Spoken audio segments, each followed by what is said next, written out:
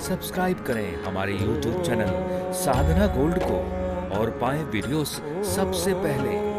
Bell icon दबाना ना भूलें। एक बार देवराज इंद्र ने सूर्य भगवान से पूछा कि दुनिया में सबसे सुंदर स्त्री कौन है।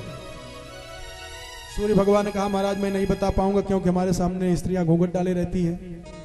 तो कहा चंद्रमा को बुलाओ। चंद्रमा को बुलाया गया। चंद्रमा को बुला करके इंद्र ने पूछा कि बताओ दुनिया में सबसे सुंदर स्त्री कौन है। तो चंद्रमा ने कहा महाराज पूरी दुनिया में सबसे सुंदर स्त्री अगर कोई है तो गौतम की पत्नी अहिल्या है। कहा चलो मेरा साथ दो।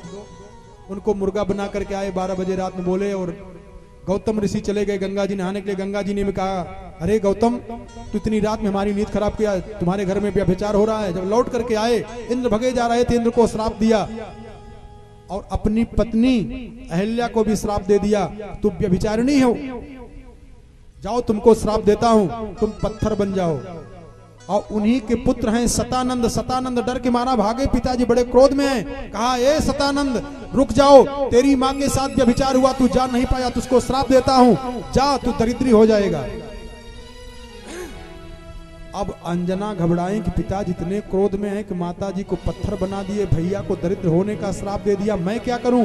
ये डर के मारा छिप करके भागना चाह रही थी, तब तक निगाह पड़ गई गौतम ऋषि की। कहा कुल कलंकनी अंजनी खड़ी हो जा, तुझको श्राप देता हूं कि कुमारी अवस्था में तुझको गर्भ रह जाएगा, तुझको कलंक लगेगा। अब अंजनी रोते हुए आई पिताजी के चरणों में, धड़ाम से गिर पड़ी। कहा पिताजी क्या कर दिया आपने।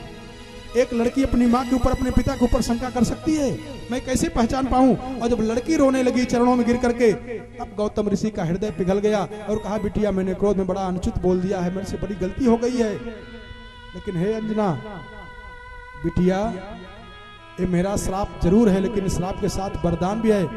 अंजना तेरे गर्भ से ऐसा बालक जन्म लेगा बिटिया कि पूरे तीनों लोक में तेरा नाम अमर कर देगा। लेकिन अंजनी ने कहा पिताजी कलंक से ज्यादा कुछ होता नहीं, कलंक तो लगेगा।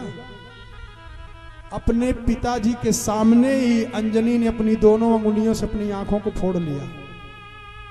मैं किसी पुरुष को देखूंगी नहीं तो प्रेम कहां से होगा, तो गर्भ कहां से रहेगा। लेकिन आज वही दोनों आंख की जो फोड़े हुए हैं, अंजनी नदी के किनारे जाकर के अंजनी अंजलि बना करके जल पीना चाह रही हैं। और राजा दशरथ के दरबार में जो ब्रह्ममय प्रसाद है जिसको कौशल्या और कैकेयी ने सुमित्रा जी को दिया है, सुमित्रा भोग लगा करके पाना चाह रही हैं। उसके पहले चील पक्षी लेकर के जब उड़ा है उस प्रसाद को, तो ले जा करके अंजनी के अंजलि में डाल दिया और अंजनी उसको पान कर गई। गर्भ में कौन आ गए, हनुमंत लाल जी महाराज। बोलिए हनुमंत लाल जी महाराज की जय। इनसे उत्पत्ति हुई है हनुमान जी महाराज की।